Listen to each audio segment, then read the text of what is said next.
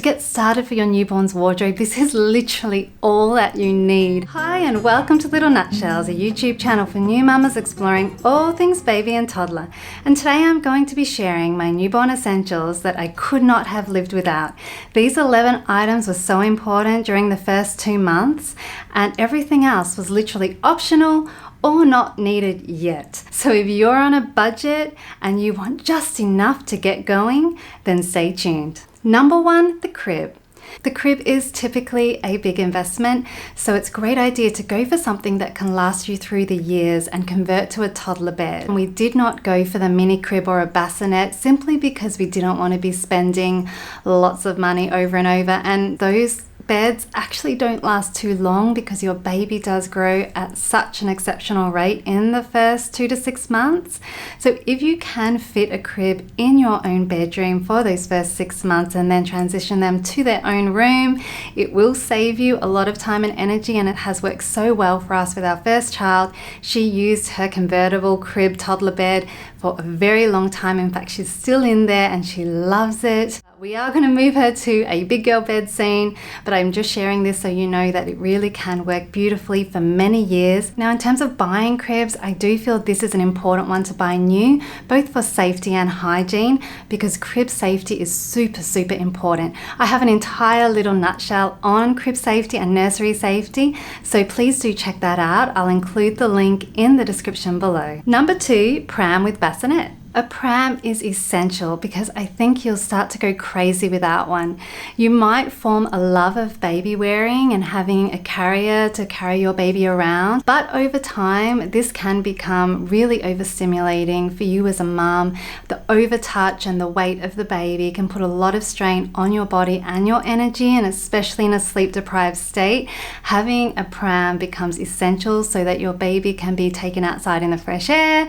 You can walk your baby around and they can nap in there as well. Getting the right pram for the weather is really important. If you are in a very cold climate, then having quite a boxy bassinet is great. If you, however, like me, are living in the tropics or in a hot location, then having a very simple flat bassinet cotton pram to allow for airflow. I highly recommend avoiding using your car seat as your pram bassinet. Your baby will potentially overheat. Also remember, in hot climates, never ever cover your pram with a swaddle or blanket to shade your baby. You might be in a climate of 32 degrees, but inside the pram, if it is covered with a swaddle, it might increase to 38 or 40 degrees for your baby. So we want to avoid overheating, as that does increase the risk of SIDS. Number 3, car seat. Many hospitals around the world do require you to have a car seat to carry your newborn baby out of the hospital before they will discharge you. So do check your local laws and what is required. If, however, you are wanting to invest in a long-term car seat that will see you through all the way from newborn up to 6 to 7 years old, then you might not want to also get a little bassinet car seat for that short journey. So it could be worth borrowing one if you can. However, if you don't have a car and you do take a lot of taxis or public transport, then it can be really convenient to have a newborn car seat. Now, this is another item that I would buy new if possible, because you just don't know the travel and accident history of a secondhand car seat. Number 4, change table with a change mat. Now, in my opinion, change table is not technically 100% essential. You can actually get by without it and change your baby on your bed during the day and overnight. But what I will say, the benefit of a change table and having one from the start, is that it's really convenient when you're so tired and sleep deprived overnight to be able to have everything set up just beautifully and within arm's reach, and kind of change them half in your sleep and then settle them back to sleep. So this is where I found the change table worked really well. What I do find essential though is having a great change mat, something that has a nice cushion and a nice feeling for your newborn.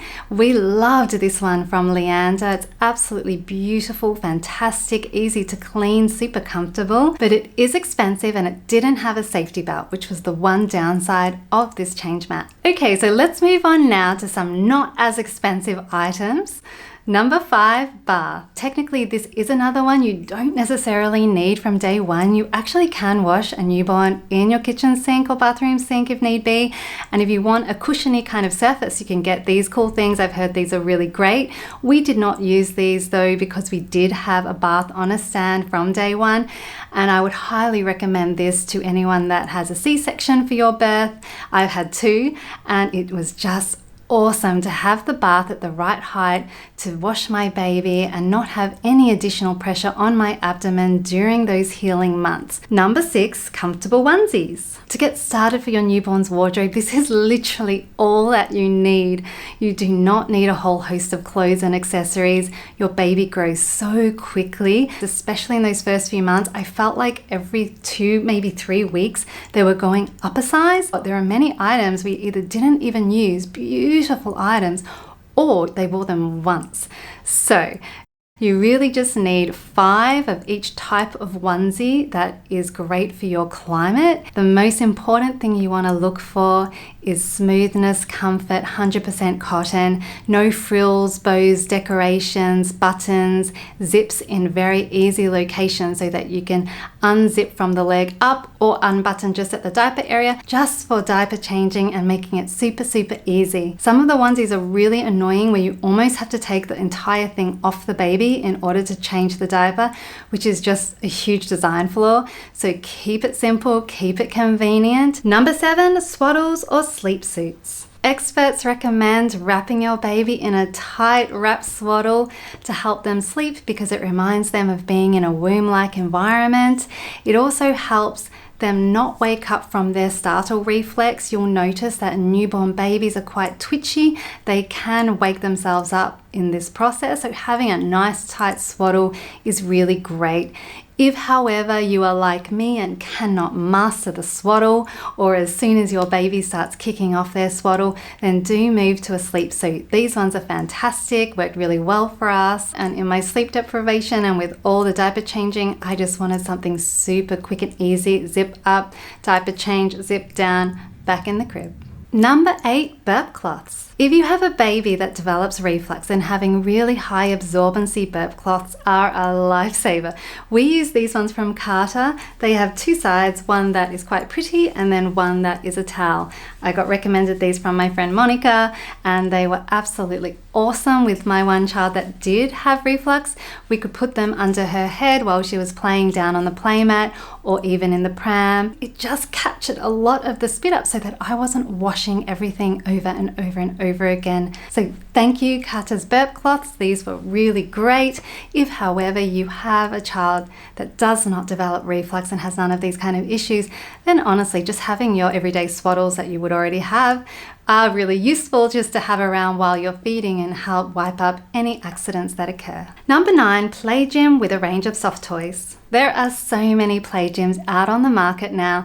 What you want to look for is something that has very high contrast with low hanging toys. They only see in black and white for the first few months of their life. So to help develop their vision, having a high contrast black and white or high contrast prime colors play gym is super awesome. Right now there's the gorgeous trends of minimal and beige, and even I love that myself. You can see from my nursery, I'm super into that. But it's not necessarily the best for your baby's vision and play. So getting high contrast, as much as you might not enjoy it, is actually great for your newborn. The other tip would be having a play gym where the toys are either adjustable down over the arches or already placed quite low. I did find that a lot of the play gyms had the toys way too high and the baby could not touch them, kick them, or barely even see them. So having them nice and low or adjustable means that you can put them in places where your baby can touch and feel and grab and kick and punch, and it's just great fun for them to play. Number 10, Chemist Items. When it comes to stocking your nursery, you actually don't need a huge amount to get going. Baby wipes, diapers, QV cream for dry skin, Bepanthen for nappy rash, a thermometer for fever, and a nose aspirator for common cold are really great things just to get you started. You can then branch out and try different things to see what works for you. Even with washing your baby, you technically don't really need soap even for those first few months. Just some water does a beautiful job. For more on Chemist Essentials, you can check out this video. I'll add the link in the description description below. Number 11, breast pump. So I had a few breastfeeding challenges when I started out breastfeeding with my first child, and I think many mums are surprised to find that breastfeeding isn't always the easiest process. It can take a while to get into the swing of things and actually can also be quite painful. So one of the essentials that I use all the time was a breast pump. And this really helped me because I had engorgement with my first child and it was super painful, and the breast pump was amazing because I could just wake up in the night and pump out the excess milk, and also at times when my supply dropped down, I could use the pump to stimulate more milk production and increase my supply. If you are planning on breastfeeding, then you might also be interested in this little nutshell on breastfeeding essentials. Thank you so much for watching. Have a great day.